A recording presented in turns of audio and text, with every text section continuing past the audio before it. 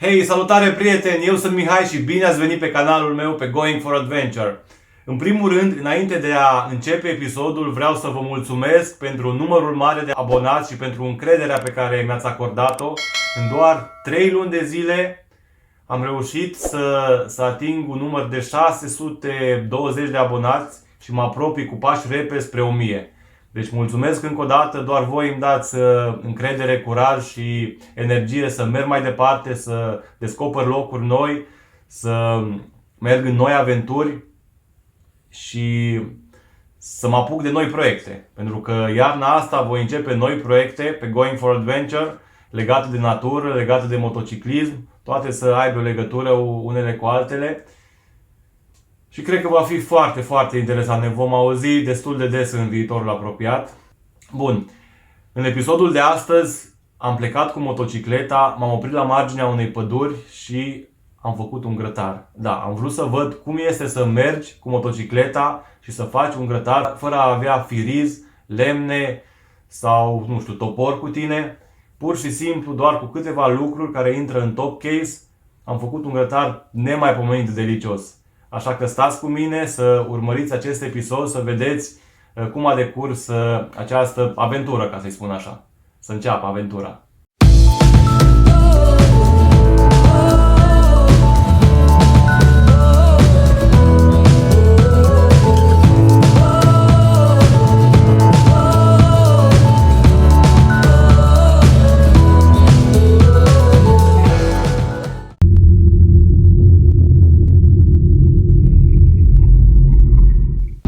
Hei, salutare oameni faini! Astăzi am pornit în căutarea unei păduri în apropierea căreia să existe și un râu de munte. Pentru mine acesta este locul ideal în care să te oprești cu motocicleta și să faci un grătar. Vreau să trăiesc acea senzație unică în care pur și simplu mergi cu motocicleta, vezi un loc frumos în natură, te oprești și îți construiești rapid propriul grătar din lucruri simple, sigure și ușor de transportat. Nu prea sunt adeptul grătarului în interiorul pădurii, deoarece există întotdeauna riscul de incendiu. De aceea optez pentru un loc sigur, lângă un râu. Atâta timp cât avem grijă de natură, o respectăm și aceasta ne oferă la schimb clipe de neuitat.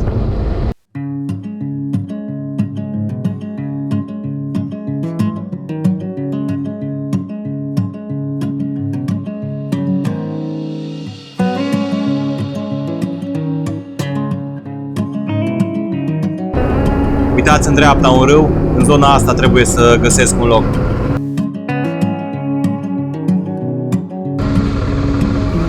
Să încerc aici să văd.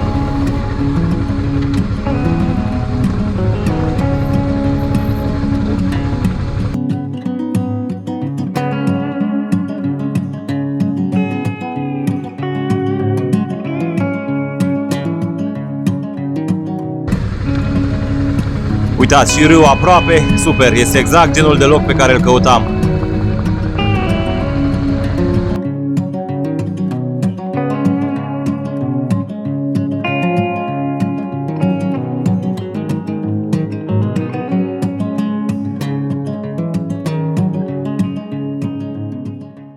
Ok, acum că am ajuns și la marginea pădurii, în acest loc minunat, uitați-vă și voi ce frumos curge râul, suntem înconjurați de pomi. Este un loc superb pentru a te opri cu motocicleta și a face un grătar. Este un loc de poveste. Chiar îmi place. Bun, haideți să vă arăt ce am luat cu mine în top case. Câteva lucruri simple pentru a face un grătar atunci când ești cu motocicleta. Nu aveți nevoie de topor să tăiați lemne, de absolut nimic. Pur și simplu luați acest săculeț de cărbuni. Costă cam 9 lei. Îi dați foc în cele 4 colțuri. Îl puneți în locul unde vreți să faceți grătarul. Iar în scurt timp se va face jar. Pe lângă acest săculeț am mai luat și un grătar. Un grătarul propriu zis, că fără el nu aveți ce face. Niște farfurii de unică folosință. Apoi tacâmuri. Ceva de aprins focul. Merge. Și niște frigărui. Frigărui făcuți de mine acasă. 3 frigărui sunt cei mai buni. Așa, și cam atâta. Deci sunt câteva lucruri esențiale care trebuie luate cu voi atunci când mergeți cu motocicleta și vreți să faceți un grătar la marginea pădurii. Bun, haideți să căutăm bolovani, să facem un cerc din bolovani, acolo vine pus grătarul și să ne apucăm de treabă, nu?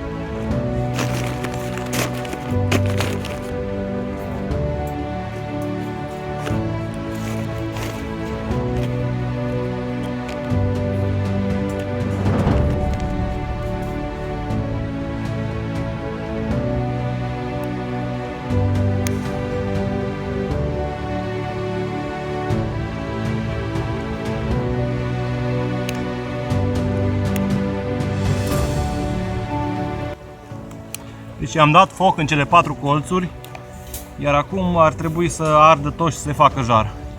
Să vedem.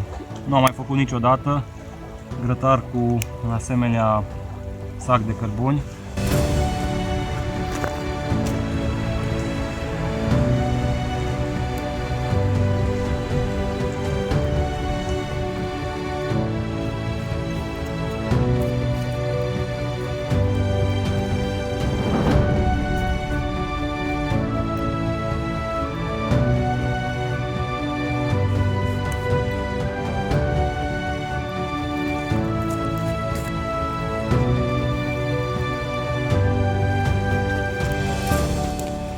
Jarul e foarte, foarte puternic. Trebuie să se facă destul de repede. Ia uitați. Nici, nu știu, 2 minute dacă au trecut și deja au început să se facă. Ia, să mai cadă din legumele astea. Deci, aceste frigăruie sunt făcute din carne de pui, ceapă, ardei gras și roșii. Atât. Și niște condimente.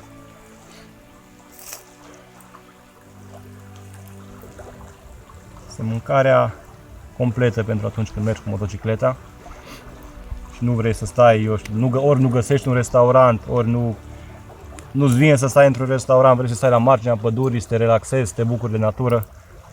Aceasta cred că ar fi soluția ideală.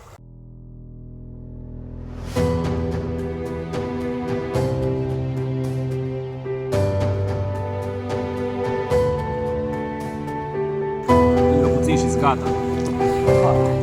Ce bine arată.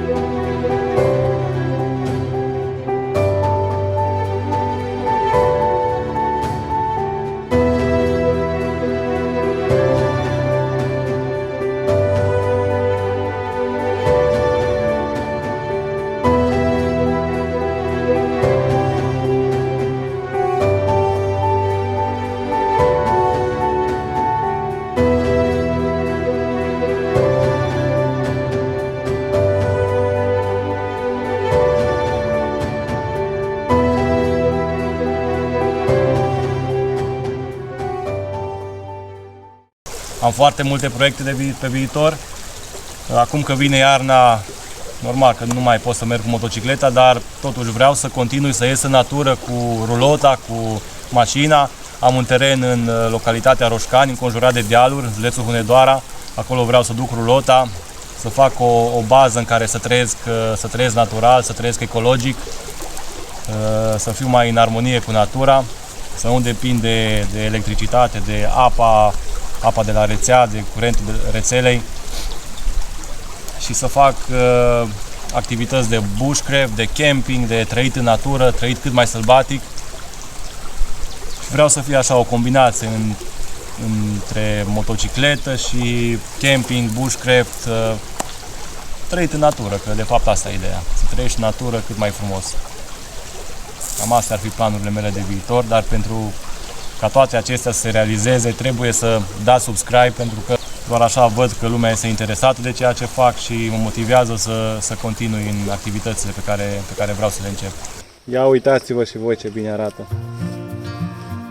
Cred că cea mai bună modalitate este să mâncăm pe motocicletă, neavând pătură, pot sta pe jos, așa că mănânc aici pe motocicletă.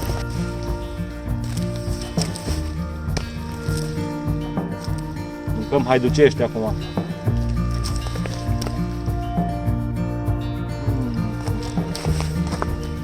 Hai ce bun e. Hai ce bun e.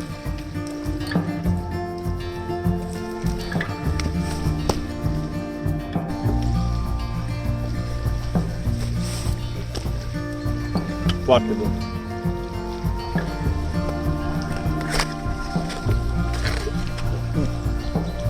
Cuțite ecologice. Nu știu cât de bine taie, dar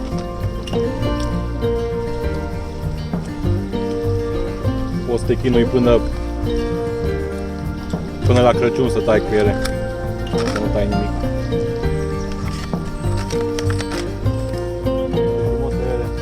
Apa care curge așa. Superb.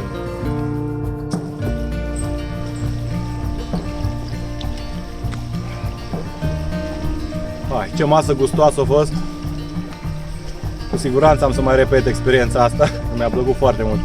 Regula numărul 1 atunci când mergeți cu cortul în natură, în sălbăticie, să lăsați locul mai curat decât cum îl găsiți. Iar acest lucru am să-l fac și eu imediat după ce îmi strâng bagajele. Să lăsăm curat în urmă, că așa e frumos, nu?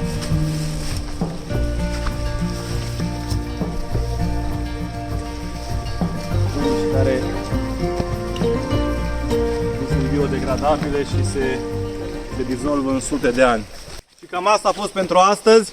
Sper că v-a plăcut această ieșire în natură și pentru mine a fost o premieră. Nu am mai ieșit până acum așa cu motocicleta, să mă opresc la marginea unei păduri și să fac un grătar. Pentru mine a fost ceva nou și mi-a plăcut foarte mult. Probabil că voi mai repeta această experiență. Am foarte multe proiecte pe viitor cu acest canal, așa că nu uitați să vă abonați, pentru că acest lucru mă ajută enorm de mult. Dați-mi un like, comentați pe videoclipurile mele și spuneți-vă părerea cu referire la ceea ce fac eu. Orice comentariu este binevenit și ne vedem cât de curând într-o nouă aventură.